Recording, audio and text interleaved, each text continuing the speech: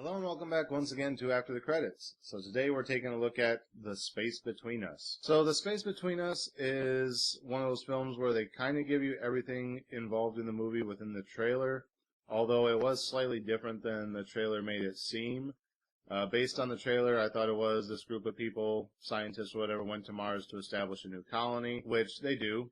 But then it seemed like as they were living there, they had a child, or at least two of them had a child, and later on when he came back to Earth, his body didn't agree with the whole Earth's gravity and all that, and no one really believed he was from Mars, because for some reason they didn't know about him. But that's not exactly what happens. So what happens in the film is this group of scientists is going to Mars to establish the first colony, and see if life is sustainable on Mars, and if it is, then more people can come and visit, more people can move there, whatever. They'll establish some type of eco structure to keep people safe and live on Mars. Well, it turns out the head astronaut is a woman, and she goes off on the mission not realizing that she's pregnant. So it's a several-month trip to Mars, and she would be going into labor right around the time that they landed. So she pretty much has her entire gestation in space in a zero-gravity environment. They land on Mars, and she's in labor, so they quickly rush her into the delivery room, and she gives birth to a child. Because she wasn't supposed to be pregnant, and it was like a huge misstep by them not to catch that she was pregnant before the day she launched, they try to cover it up by not letting anyone know that this child had been born on Mars. So then the next 16 years passes. The boy's grown up on Mars and doesn't know the Earth. You know, he's kind of stuck in this biodome. So he's not alone. He's got other people there with him, other scientists that have come and gone throughout his 16 years of being there.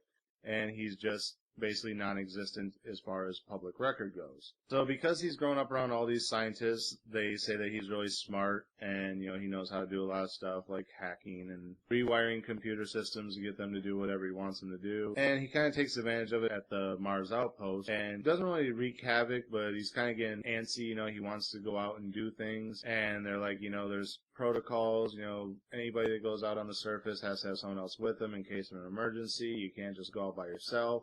And that's kind of his thing, is there's always someone else around him, and he doesn't really get to experience things on his own without someone being like, hey, you can't do that, or you shouldn't do that, or you need to do this way. So he's kind of at that rebellious stage now, being 16, and basically he wants to go see Earth.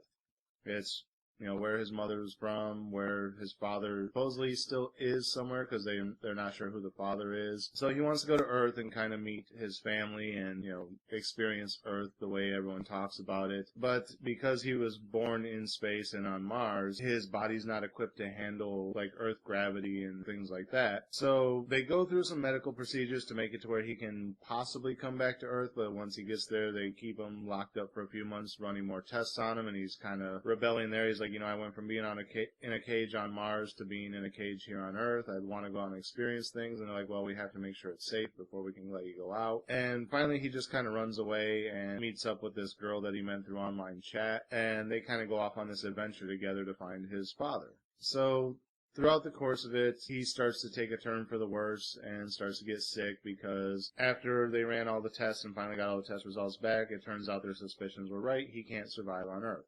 You know, he's got a short time where he's fine, and then he's going to start getting really bad and potentially die. So they get to a point where, you know, the boy and the girl go on this adventure running from the authorities that are trying to take him back for his own safety. And eventually they get to a point where they track down and meet who they think his father is, only to find out that he's not his father. I'm not going to tell you who he is because that's kind of a spoiler. Or who his real father ends up being, because that's also a spoiler, even though I kind of called it from the beginning.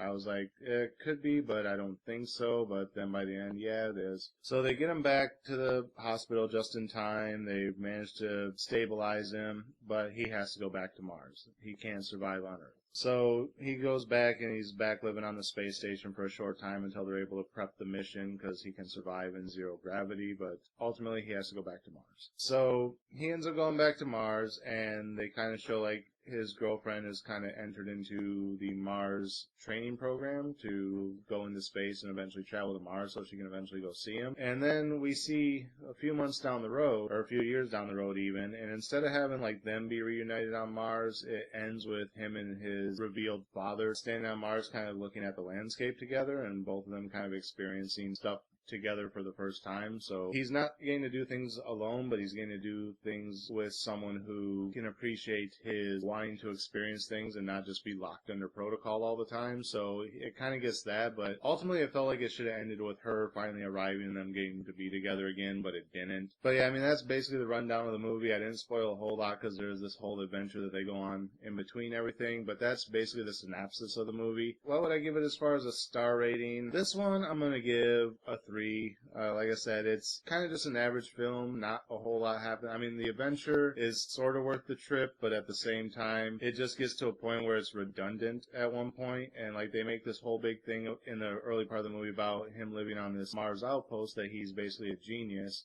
But then when he gets to Earth, he doesn't have to use any of that knowledge for anything. He just kind of bumbles around like an idiot and is like a goofy fish out of water story.